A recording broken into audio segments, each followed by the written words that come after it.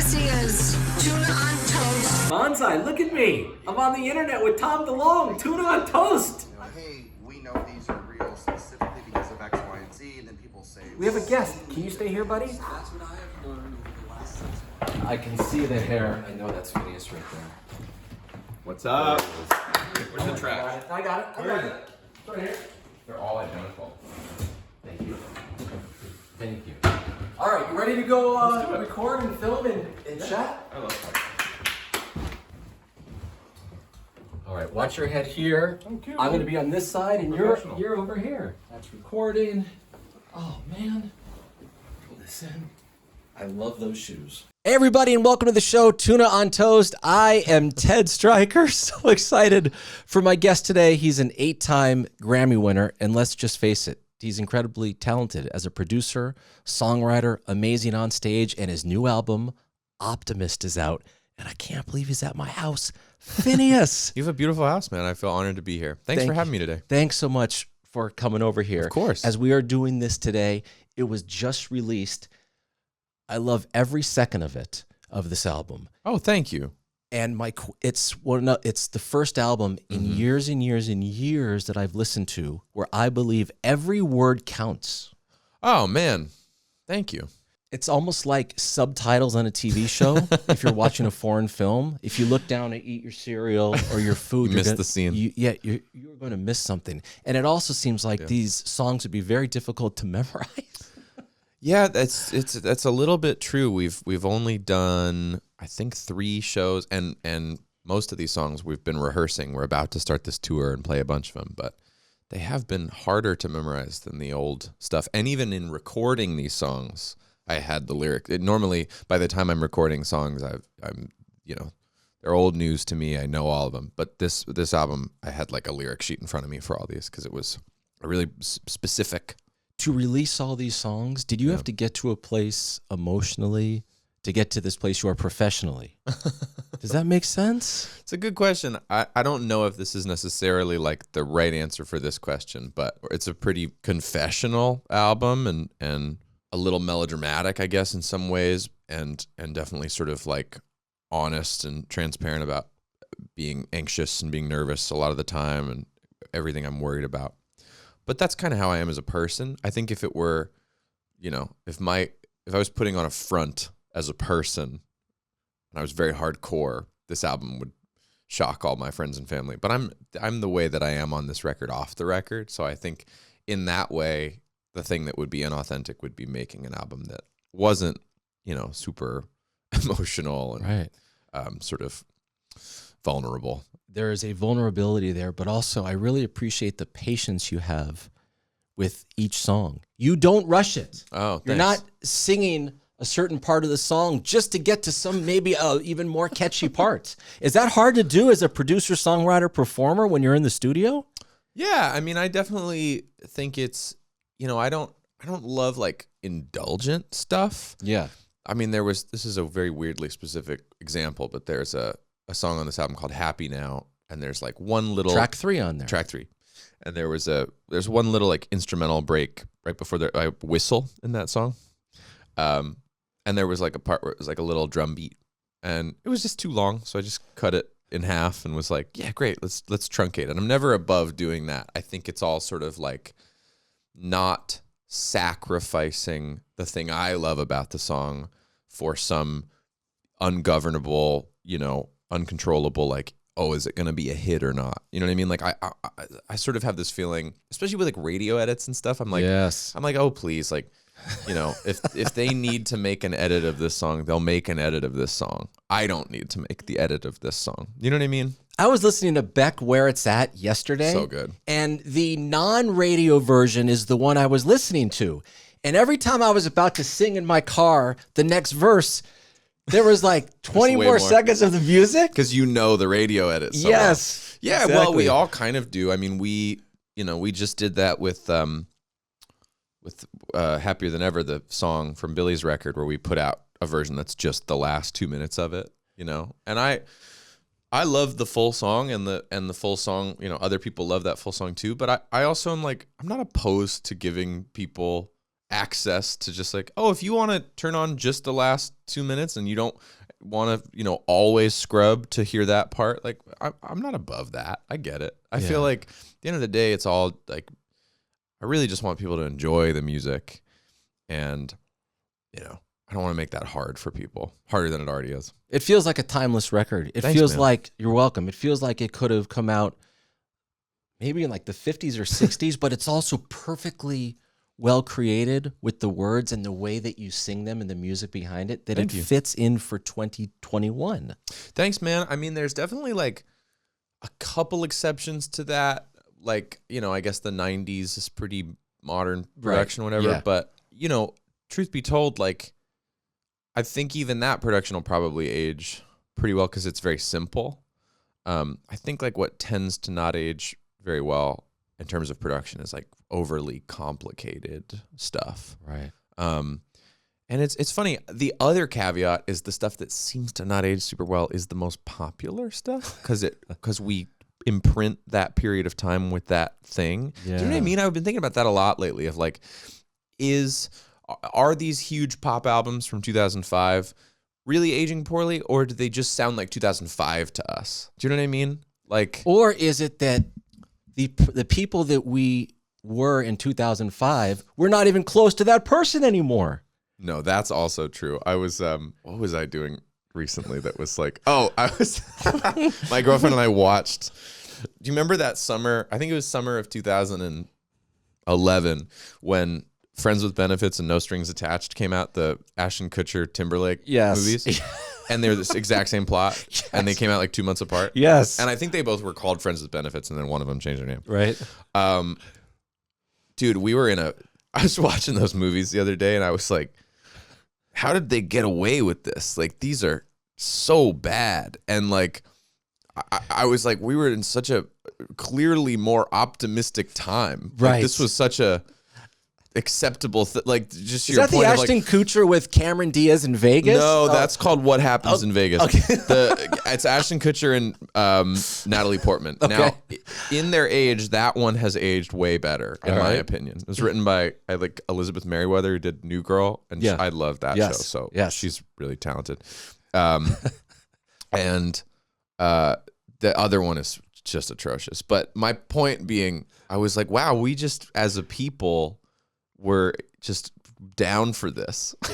Like, we let them get away with this. We were like, we're happy with everything and didn't question anything. So cynical and bitter about everything now. This lighthearted, like Woody Harrelson jumps off a bridge onto a boat and drives his boat back to Jersey. And he's like, I live in Jersey. We would never. That's unacceptable. That's not real life. But the most embarrassing thing, I don't know if this happens to you as well, in my relationship, babe, you got to hear this song or watch this movie. Trust me. It meant so much to me back in 1998 or 2004, and then we put it on, and I haven't watched it in a long time. Finneas, it stinks. Yeah. It just stinks. I know. I definitely did that growing up a fair amount of like, you know what? This actually broke my heart a little bit. I'm like a Lord of the Rings kid. Like, I loved Lord of the Rings. Okay. And my buddy David has never seen any of them. And I was like, let's watch them. Like, we were hanging out one night. And I was like, they're long as fuck. We'll just watch half of one. And it's so like, I am Gloin, son of Thorolin, and it's on the violin of Eothen and the Benethin or the Benenethin. And I was like watching it through my own 2021 eyes of cynicism. Yes. And I was like, sorry about all this. Like, this is not very cool. Like, there's a lot of like acceptance in our sort of youth of like, sure, cool. And you get older and you're like, that's really pretentious. Or I do. I've definitely sort of like become, embittered. But you're more of a guy who leans towards the pessimist side, aren't you? Yes. Yeah, way more than an guy who's optimistic. Yes. I mean, that was sort of the reason behind naming this album Optimist. There's this line in the first song of like, I guess I'm an optimist. But the real sort of reason I thought it fit these songs was I think that in my life experience, optimism is like to be strived for. It's not a predisposition for me personally. And I know a lot of people for whom it is. and that's great. But to me, it's like pessimism often is like an excuse for me to not try to do something. Oh, like that's you not, throw in the towel before it even that's happens? not going to work out or whatever. And I've often said, this past 18 months of sort of lockdown, not to throw our team under the bus, but we'd have a call every 8 weeks about a tour that was definitely not going to happen. And it was all like, we came home in March when everybody came home. Right. March of 2020. Yeah. And then 2 weeks later, they're like, okay, so starting October 1st of 2020, we got a tour all over the United States, and then we'll go to Europe and whatever. Any questions? And I would be like, yeah, what are you smoking? Like, this is not going to happen. And then October rolls around, and they're like, all right, February 2021 tour. We're going to go on tour February 2021. Do you guys want to start in Singapore, or do you want to start in Jakarta? Where do you want to start? And I'm like, who cares? This isn't going to happen. And unfortunately, that's just because I'm pessimistic. I happened to be right about all of that. And I think that unfortunately, like, as a pessimist, you need to be proven wrong a lot. You know what I mean? Like, I also am like, oh, our flight's going to be delayed. And usually it isn't. And so, like, I'm proven wrong plenty. And COVID was such a pessimistic period of time that I just kept being right about all this stuff. And that's not good for pessimists. So usually if I'm like, that's probably not going to work out, I'm probably not going to get that. Yeah. I get proven wrong, and I think that's how pessimists get by. But I think, like, I would like to be in a place where I always am like, what if it works out? Let me try really hard to make it work out. You think people are too optimistic or annoying? Because I'm a guy who is optimistic, and sometimes like, dude, you're always looking at the positive. I'm like, no, for me, I'm not forcing myself to do that. It's just kind of the way I tick, especially as I've gotten older. Like, why do I have to get so mad and upset and see a glass half empty now? Well, I love that. I to me, that's something that I have to sort of strive for and remind myself to do and practice at. So that, that's kind of the premise of this record. And, the other thing is, like, it's all about who you are, right? I mean, there's a song on this album about an actor, musician, songwriter named Nick Cordero and his wife and their son Elvis. And he got COVID-19 right away, I think in March. I think maybe the end of March. Which song on the album? It's called What They'll Say About Us. Okay. And he got COVID-19. He was like 41 or 2, no pre-existing condition, super fit, and got it. And it did what it, has done to so many people, and it killed him. Oh, no. And over a long period of time, he was, put on a ventilator, and then he kind of had all of the COVID, put on a ventilator, and then blood clots started forming. They had to amputate his leg, and his lungs got destroyed, and eventually it killed him. Wow. Anyway, that's, that broke my heart. And as a result of this story about this family, because I started following his wife on Instagram while he was still alive, because she would sort of update every day, and I just became kind of like emotionally bound to this family that I didn't know, which to me is the greatest thing that social media is able to do is give us this kind of empathetic line toward people that we don't know otherwise. You know what I mean? I'm seeing these people like the same exact way I would see my close friend go through something horrible, and I'm feeling the same way I would feel if it were my close friend, and I've never met them. So I'm watching this family go through this thing. And they're I never got to meet Nick, but it became clear that he was this amazing guy and incredibly talented. And you start watching old clips of his performances, and you're just like blown away by this person. And this horrible thing happens, for months. This is ongoing. He's in a coma, et cetera, et cetera. And she's not even able to visit the hospital because of the nature of all of that. And he eventually died. And it was horrible and heartbreaking. And I wrote this song sort of from her perspective of the whole thing. And the reason I bring all of this up is that she's a pretty optimistic person. And if there's any person I know who would have the sort of right to be pretty pessimistic about shit, it would be Amanda. Sure, yeah. And she's not. And it would only make her life worse to be that way. So, it's great that she is that optimistic and that positive and that kind as a person, you know. And it's super unfair that such a terrible thing happened to her and to her husband and to their child specifically. It's terrible.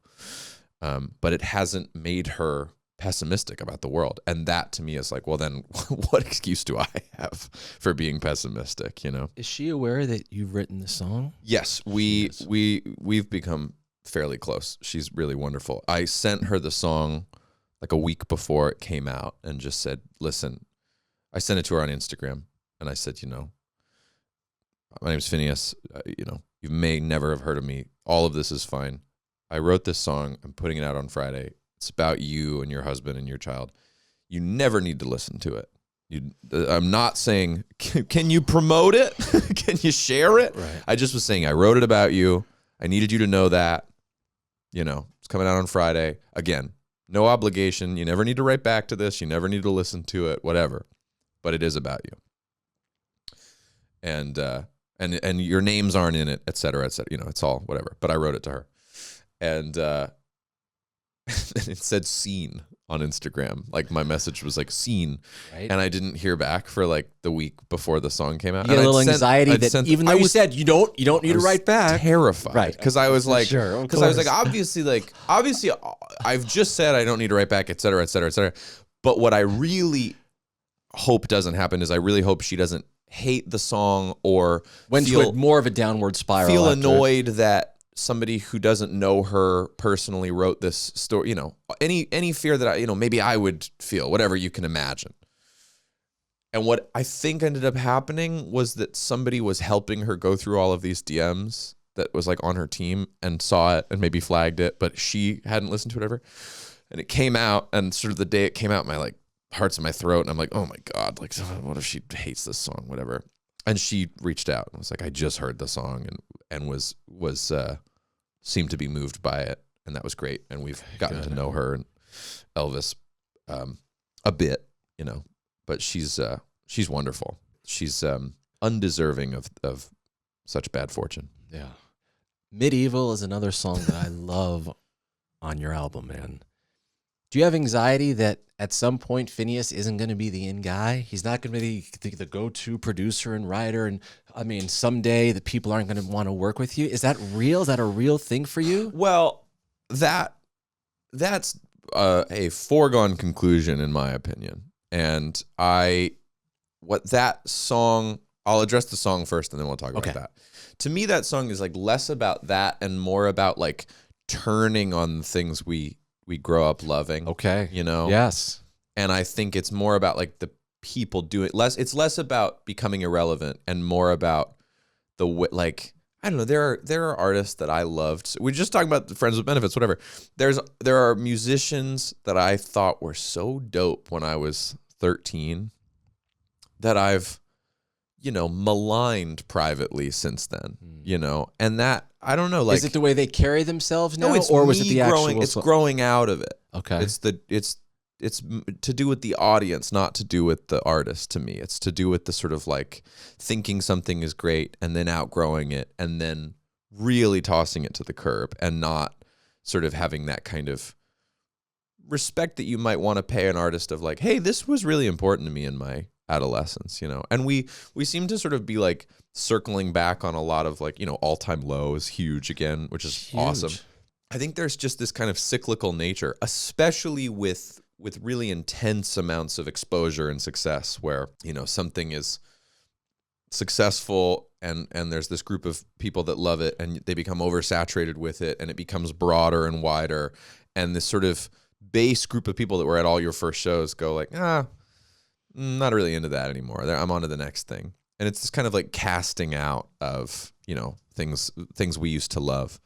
And I think that's part of the sort of human experience, but it is a little weird that we kind of build these people up to this huge degree. They sell out an arena, whatever, and then 3 years later, we're like, I don't like that. They can't get anyone to go to see them at the Roxy, and you say you don't like them, but there is a turn that's been happening with a lot of artists recently, and I'll just choose like a time span from like 1999 to 2005.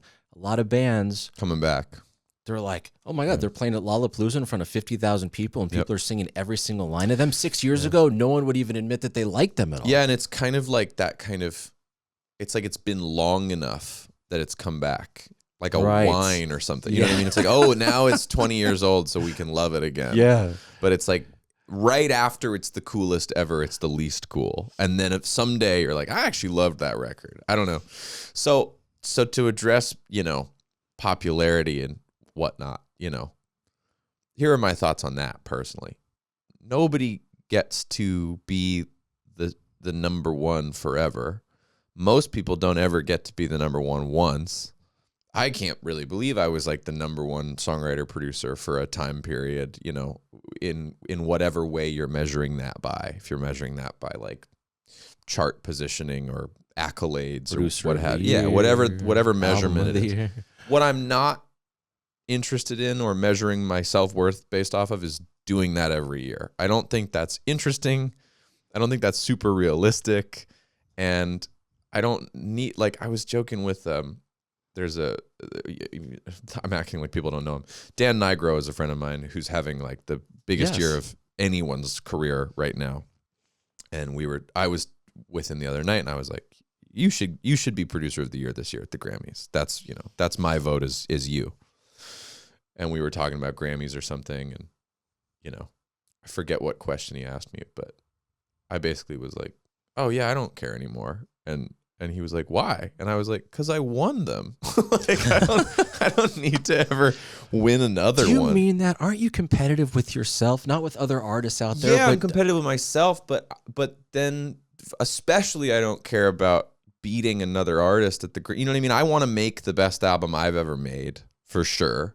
I am into every one of these songs on this album. Thanks, man. I have gone I through love it this over album. and I hope Thank people you. have the patience to listen, as I said Thanks, at the man. top, to each word and interpret however you want you. when you listen to it. But yeah, man. And I hope it gets recognized Thanks, in man. 15 different ways. You're welcome. But yeah, I just have this feeling of like, I don't know, like once you achieve some lifelong dream thing, and to be honest, the Grammys, as amazing as it was, were so big that I never even put that on my list of, that wasn't even on the bucket list. That just seemed like so far-fetched. It seemed very gauche to think that I could even so one day I'll win a Grammy. Like that seemed so crazy. And then I won a bunch of them. I have like too many. It's awesome, man. And we should have put that on one on the table here. And I just think like, what kind of a psychology is it for me to want more? Do you know what I mean? That seems so incredibly sort of like greedy and like missing the point of the like, that's like if you had a bucket list, like if your bucket list was like seeing the pyramids in Egypt, and then you went and saw the pyramids in Egypt and you were like, see them next year. Like you kind of have to be like, I saw the thing. I went to do it and I did it. But Finneas, you go for the next whatever the pyramids are. It's I just human nature. like Doesn't mean you're making a bad stuff. person. I like making Yeah. the music. I don't, I have a question for you. What? Then. We're going to play this answer at your 50th birthday. Sure, go for it. I don't think we have that long as a species. Personally, like I'll be in a bunker by the time I'm 50, probably with I like an hope not. oxygen tank. I But hope not. listen, and I guess I'm saying all this to say that like what I don't feel is dismissive or ungrateful for having achieved any of the things I've achieved. I Gotcha. just don't care about achieving them again. Okay. Yeah, because you did it. You did it. Makes Yeah, sense. It makes I sense. got the T-shirt. Right. I don't need like now I care about different stuff. Well, Like that to me, leads it's to my about- question then. But go Yeah. ahead. No, go ahead. What Go was ahead. exciting about all that stuff was doing it for the first time. That was so fun and crazy. And now it's like doing other stuff. Like right now I'm working on some like scoring some movies, and that's crazy and exciting and interesting, and want to do some other stuff that I'm not super at liberty to talk about. But like I think it's hold really on, just hold like, on one sec here. What do you mean you're not? my at liberty point to is talk just about? that it's like I'm grateful and I'm very happy to now sink into the quicksand of time, and I was I was the producer of the month, was the flavor of the month, and that's really cool. And I get to have this big long career because of it. That's you know what right. I mean? We're not That's going right. anywhere. No. And make no mistake, I don't want to not have a career. I don't want to not be able to play shows and sell them out and put out albums and have people listen to them. I just don't care about being number one. Gotcha. Yeah. Rick Rubin, as a producer, as he has gotten older and has always been awesome, whether it was Beastie Boys early on and a lot of hip hop, and then goes to like Red Hot Chili Peppers and System of a Down, and then into Neil Diamond and Johnny Cash, which is unbelievable. At 50, what do you want to do at 50, do you think? Is it putting out new Finneas records? Is it kind of following the lead that he's doing, where you kind of pick and choose new artists, established ones, Hall of Famers? Man, you know, I think there's a lot of good careers at 50. And I'd be lucky to do a lot. I'd be lucky to still be doing what I'm doing. I'd be very lucky to do that. I think, you know, I really would love to have children and be a really good dad. And my assumption, if my life continues to work out how I want it, is that I'll be very, you know, my career focus will be back burner to, you know, being a good parent at that point in my life. That's my personal feeling. Do you want more than one child? Do you want I'd two like two. kids? That would be the fantasy. Yeah. But you know, I think within that, obviously, you don't have to do one thing in your life. So, you know, if I got to continue to be involved in music, I love music. So I'll always be sitting at a piano and writing songs, you know, regardless of who's listening to them. But yeah, I mean, I think I'm already turning my eye toward, you know, kids who are putting out their first EP and being inspired by them and being excited by them. And, you know, not even necessarily in arenas where I'm like working on it. That's, you know, what I'm paying attention to more and more is like, I love this girl, Lexi Jade, who's like opening for Adam Melcher on tour right now. And she's really, really good. And Nessa Barrett is great. It's a treat to watch Gracie Abrams' career take off right now. And, you know, so I think I already have that feeling of like turning around and, you know, looking toward artists who are just at the beginning of their probably super long, successful careers. And what is it about any artist, but let's speak to artists who are, I don't know, 6 months to 2 years into their career. What is it about them that you get excited about? Generally, the thing about an artist that I'm excited about is when they're doing something that feels creative and inventive. And I think like that's sort of a prerequisite of having a career, right? As you start off with something that's like, ooh, I haven't heard that before. I think Pink Pantheress is like doing a thing right now that we're all like, what is that? That's very new and cool. Like Lexi's music, like you know, these artists can all do whatever they want, but Lexi's music has this super like nostalgic thing to me. It like reminds me of like Sixpence None the Richer and shit like that, which I grew up loving. Yes. So it's really scratching an itch for me. And she's got a great voice and there's this real vulnerability to her music. So, you know, it's connection, right? It's like that's what predicates an artist's career beginning, is connecting somehow. And I just find it really interesting and fascinating. You have not been afraid at all, and I commend you so much on this, of speaking up in what you believe is right. And you're always on the right side of history, it seems like to me. And I follow your lead. I'm like, damn, Finneas is speaking up. Why the hell can't I say something? Is that something you had to build to, or you've always been like that? You know, I've always been like that. I think in my younger life, I maybe felt like I didn't have a platform. I was always doing it, but it always felt a little futile. You know what I mean? I was like, the most powerful I felt was like attending a march or something, you know? And now I have this big microphone and I have, you know, the ability to fiscally contribute to organizations that are, you know, doing more good work than I am and help fund them. And so that's great. That's a real luxury and a real honor. But yeah, I mean, it always has felt like, you know, ridiculous not to. And I feel sorry for people who I, you know, am friends with, who I know feel sort of somehow trapped by the demographic that they're preaching to. Like the people that we're making music for, or 75% of them, are people whose beliefs and morals are aligned with mine. Right. And so I'm not Right. putting my career on the line by saying all of this, you know? Right. If anything, I'm probably putting my career on the line by not by being silent. You know, I have like we have this audience of kids that are incredibly progressive, and I love that. And so I think, that to me is really the area where I can't commend myself as much as I think artists in years past could, because I don't feel that I'm risking much by Because, doing as you this. said, potentially up to I 75%. don't want maybe. a bunch of fucking homophobic racists at my shows. I don't want them. You don't? No, and they're not coming anyway. Like they read about me. They're not coming. Yeah. And there are people who just sort of by accident have these are progressive, people, and have people at their shows who, that takes way more risk than what I'm doing. I believe, and I think most people, I don't know if they believe this way, but to be really, really successful in any field, you also have to be selfish. You do. I'm not saying you have to be a jerk to people, but Yeah. if you're trying to get to a certain place, it's like, hold on, I can't go to this baseball game with you. I can't go to this because I have to do this. Yes. But it feels like to Yeah. me, Finneas, when it comes to your career with your sister, Billie, Yeah. you are totally selfless. You were, does Ted, I that, have 8 Grammys.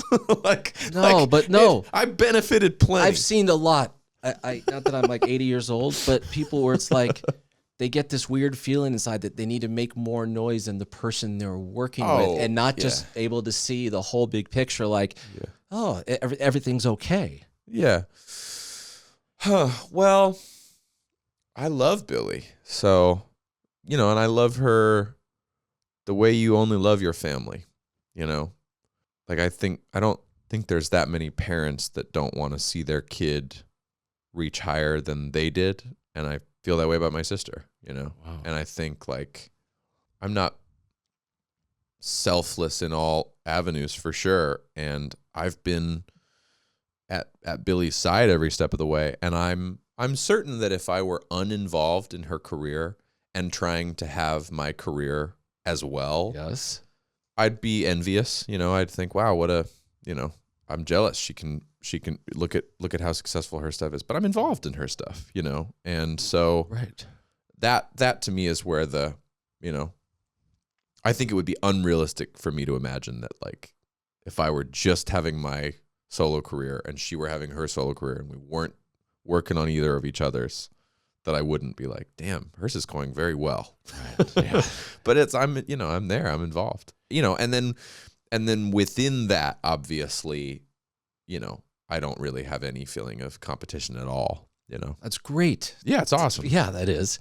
Do you think there's going to be a time where she says to you, I'm making a record without you. that's right. I don't know. Here's what I think. I don't think I'm ever gonna not make the album with her that she wants to make. And so I don't think there would be. That would be, and that comes from like the lack of ego I have in making music with her now. I maybe didn't when we started because I was young and sort of scared. I think I just wanted to prove ourselves, prove myself. I was sort of strong-willed and kind of like, I think it should be this way. And I don't really have any ego with that anymore. Because again, we kind of did it. So it's not important. But yeah, if I brought a lot of ego into these sessions every time, she'd probably get bored of that and someday go like, oh, I don't want to work with this person anymore, which is what happens with every other artist. You see all these artists, specifically sort of like we're in this era, which is like the artist duo with the producer collaborator. Like that's kind of like what's happening in music right now. And it's a good system. I mean, to name a few, right? Like on the bigger side, you've got these sort of like, you've got Jack Antonoff, who's filling that role with like so many wonderful Yes, he artists. is. He's doing Clairo and St. Vincent and Lord and Taylor and Lana. And then, if you go down to the sort of like newer artist pairings, you've got like Remy Wolf, which is, paired with Solomon. You've got, who's another good example of this? My friend Marinelli with Wallace or with Spill Tab. There's this kind of like, that's the trend right now. And I think usually somewhere along the line, especially if they're coming up together, it's like both people's ego gets involved. And I feel like with Billie and me, like, it's her name, you know. And I mean, part of the reason I make music under my own name is to have an identity separate from it. I think I would have more ego in her music if I weren't also an artist. Do you know what I mean? Yes, makes total sense. I'd have a feeling of like trying to express my whole self, when really it's like it's her project. When we sit in a room, we're talking about how she's feeling. We're writing about how she's feeling. I'm trying to help her articulate her feelings. So, you know, to that end, you know, I'm always going to try to make whatever she wants to make. Right. And hopefully that's enough and I don't get fired. Maybe hopefully not happening soon. Big egos in a room. What was it like? Hans Zimmer, then Johnny Marr from the Smiths. This guy is one of the best. If you don't know who Johnny Marr is, please Google Johnny Marr right now. No ego. So crazy. You got these incredibly successful young artists, you and your sister, and then you're going with Hans Zimmer scoring movies. No ego. What was it like for the 007 soundtrack stuff you guys did? Man, so to do the brief recap on that experience, it was a fantasy of ours always to do a Bond theme. Yep. After Billie's debut album came out and did really well, we had a conversation with our team of like, what are goals here? What's next? And Billie and I said sort of in unison, we'd love to do a Bond theme. Is there anyone we can meet with? You know, we met with the people at MGM. They were incredibly kind. We met with Barbara. She came out to see. This was like sort of a happy accident. She wanted to come see a show and came to like our best show ever. Like came to see us play this festival in Ireland where like it was off the chain. Like it was I know, like she must have left thinking like this is the biggest artist in the world. You know what I mean? It was crazy. And that was just by accident. That was the show she could come to. Right. And she gave us the first 20 pages of the script to read and said, you know, you can base the song off of that if you want. And it was always an audition. It was not, you know, and it was us auditioning. It was us saying we'd love to do this. It was not them going, would you like to do this? And we were in Texas 2 years ago right now doing ACL. And there was sort of a kind of, I don't know how this got communicated to us, but production was wrapping up and there was this kind of like, now's the time to write the song. You don't have another 6 months. If you want to write a song, it's now. You think they were looking at other artists for auditions? I know they were looking at other artists. All right. Oh my God. Other artists wrote songs. I've heard a couple of them. Whoa. And I purposefully didn't until it was like all. In the writing process, I was like, I'm not going to listen to the other one. Anyway, we wrote this song. We recorded it. It's all in the doc. We recorded it in this tour bus in Texas, and they liked it, but it was not a done deal. It was not a sure thing. And then Hans Zimmer came on board to do the film. He was not attached yet and came on board, and I started getting calls from him that were like, hello, this is Hanz. This is Finneas. And it was always from a blocked number. I couldn't even call him back. His rotary phone at home. I was like, what? Like I couldn't even, if I missed his call, I'd have to like text like someone on my team, like, I missed the call. Can you have him call me again? I couldn't even call back. He was so cool. Yeah. And he said, you have to see the movie. You have to know how it fits into the movie. You have to see the rest of it. And we need to work on the orchestra in person. And we were like, okay. And it was like the week of Christmas. It was all crazy. He said, you guys got to fly out to London. We got to record all the strings here. We said, okay. And I remember being on that flight and just thinking like, what is this going to be like? Like Hans is so overqualified, right? And we're like green. You know what I mean? Like we've never done anything to picture ever except like an Apple commercial a couple years ago, which was really fun. But I just had this feeling of like, I was very prepared for him to sit us down and be like, you guys don't know anything. I know everything. I've done every good movie ever. Here's what we're going to do. And we sat down with him and Stephen Lipson and Johnny Marr and a couple other of his sort of incredibly talented posse. And they all were like, what should we do? Like there was this like super collaborative, you know, and it wasn't just from him to us. It was everyone to everyone. And when someone did feel strongly about something, everybody listened to it and respected it. You know, Steven Lipson is a very funny, opinionated guy. And we'd be like working on the orchestration. He'd be like, no, this is all wrong. This is terrible. And we'd all sort of listen to him, and usually he'd be right, you know? And it was just like the best lesson in how you can be, you know, in that place in your career, you know? And there's a lot of people are off the hook based off of stature, you know? Like, oh, well, he's kind of an asshole, but he's the biggest in the world. And I was like, this is the biggest in, like, this is our guy. This is like the John Williams of this era of music. Right. Like, he is. You know, like he had Dune and No Time to Die coming out at the same time. He did all of the Nolan Batman superhero scores. He did Inception. He did Dunkirk. He did, you know, Gladiator with Ridley Scott.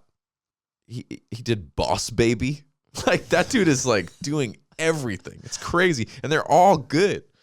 And they're looking at you, and I assume, like, the way that you make music in this time. So cool. And like, I don't know. I've seen him interact with a lot of people, and he's nice to everybody. I remember sitting up in the pews above the floor of the orchestra room at Air Studios in London, and he like knew every player in his orchestra. Whoa. Do you know what I mean? Yeah. Like, and was walking around and asking all of them about their families. And it was like, I just was like, that is the way to be as a guy. He's just really inspiring. So, man, there's so much to get to. We're already like 45 minutes I know. in. I mean, speaking of being a good guy, and at the most recent ACL festival, yes, you donated your paycheck yeah. to Planned Parenthood. Yeah. I mean, we all know what is going on in Texas and how that pretty state stupid. has been very, very, very stupid. Is that something that you thought of as you were flying there, that you were going to do that? And did people know that was going to happen? I told the team that I wanted to talk about it. And so we had a graphic that had some numbers you could call and some websites you could go to. Cause I think to me, it's always less about proving that I'm a good guy and more about empowering people, you know, like I'd rather leave that and make the whatever number of people in the audience feel like they could go and, you know, make a change themselves a little bit, you know, than be like, you know, it's a little, you know, they all whooped, but it always feels a little goofy when it, like, a rich person is like, I'm rich, I'm going to donate some money to this thing. I remember seeing a thing during. I don't know, man. I'm not trying to like say you're wrong on that, but when I see somebody who has the means that donates, I think, wow, that's awesome. Good. I saw a Good thing. for you. Yeah. I mean, you know, to me, it's as important to shed light on that as it is to make a, you know, whatever you want to say. But I remember seeing a thing last summer during the George Floyd protest that was like, any of you, I don't remember the wording, but it was like, anyone who's broke who donated $20 to a GoFundMe has committed an infinitely higher percentage of their salary than any of these billionaire goons at this tech company, you know? Yeah. And to me, that was like, that really hit home. You know, I remember talking about, I won't name this person, but I was talking to somebody about basically what percentage of my kind of earnings I donate, sort of always. What percentage gets carved off? And they were like, do you want to start with 1%? And I was like, no, like, that's a very low percentage. And they were like, that's pretty much the highest of this demo. And I was like, well, what? Like, I was like, that's crazy, because I've never made this much money, and I've always donated more than one. You know what I mean? I was just like, I've never been more financially safe than I am now. And back when we were really not secure financially, I was donating more than this. So, you know, that was just not acceptable to me. Finneas, you inspire me so much. I think I'm old enough to be your old uncle, maybe even your dad. But like, honestly, the way you conduct yourself, both on stage and off, and when the cameras aren't rolling. No, honestly, Thanks, it's great. I'm sorry. It's like I'm sitting here very, very inspired. Thanks, man. I mean, listen, it's really cool to be here with you. I grew up in Los Angeles, grew up listening to your show, and being very excited to check out interviews with artists I'd heard of and artists I hadn't with you. So it's Thank a you. treat to be here, man. Thanks. I really appreciate you having me on the show. Thank you. Before we get you out of here, when you're speaking of love and relationship and fighting on your album, do you ever are like, oh no, how is this going to fly with my partner? Yeah, of course. And so how do you just like, it's art, this is what it is. Do you tell her not to listen? What is it like? Well, you know, I can answer with this specific album that the sort of most specific song on this record about my relationship is Love is Pain. I mean, in one way, the sort of most explicit song is Around My Neck. But Love is Pain to me was, you know, it's not that stuff didn't happen in my relationship. It did. You know, there's lines about like getting into bed together after you've argued. Right. You usually mention a dream about a mom and dad, right? Yeah. But yeah, the relationship stuff of like, you know, saying something you regret after a, you know, because you got jealous of somebody, whatever. Like, I don't think it's so much that like doesn't everybody do, like, I just had this feeling of like, these are things that I'm not proud to be talking about, you know, having an argument with my partner, but also like, you know, we communicate pretty healthily. And when we are arguing, it's about, you know, we're not calling each other names. We're talking about how we feel, and we're talking about why we feel how we feel. And I just figured with songs like that, it's probably going to translate. It's probably going to make other people feel seen, you know. And you sing in a way that very much resonates to anybody that is listening to the song. Thanks. And it's funny. I've never written a song like that. I've never quite, all the songs I've ever written about heartbreak are like, it's over or it's about to be over, or whatever. And that song is about heartbreak within a healthy, successful relationship. You know what I mean? Which is to me like a thing that is not really talked about in music or in film or television. Like there's very rarely a movie about a challenging relationship that works out. It's usually about the very beginning of a relationship, the challenges at the beginning or the challenges at the end, or somebody dies. And to me, I'm like, dude, it's hard enough to just maintain a relationship and, you know, be a person who gets their feelings hurt accidentally by something that somebody worded poorly and say that, and then you feel vulnerable and stupid, and the other person gets defensive, and then they bring up something. It's just like that's the way all relationships are. Yeah. So I felt it was important to say. Around My Neck, the song you brought up, is that the last song on the? No, it's the third to last. That for some reason, Finneas. That's a fun one. It triggers me into this old self I used to be, late at night coming home,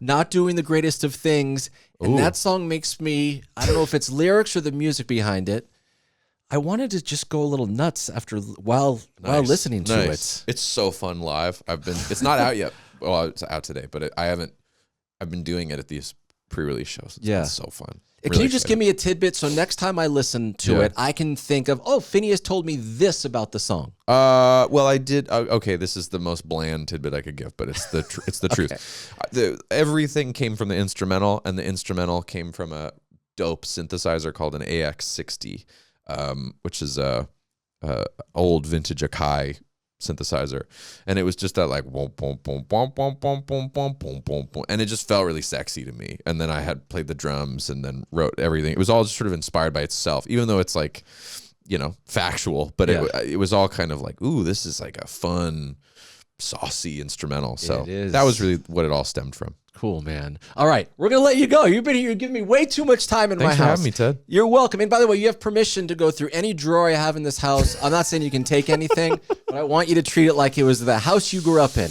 You can just go through anything. You know what I've never said to anyone who's been in my house? What? I want you to treat it like it was the house you grew up in. That's crazy. I don't even know what that means, but you can do it. Do you have anything you value in this house? How can you say that with such frivolity that, like, I'll call your bluff. I'll take some. Please. Nice paintings in the living room. Thank you very much. Tiger one, but you have other super nice paintings in the living room. I love you. He's Finneas. The album is Optimist. Thank you so much for being here. Thanks for having me, bro. Of course.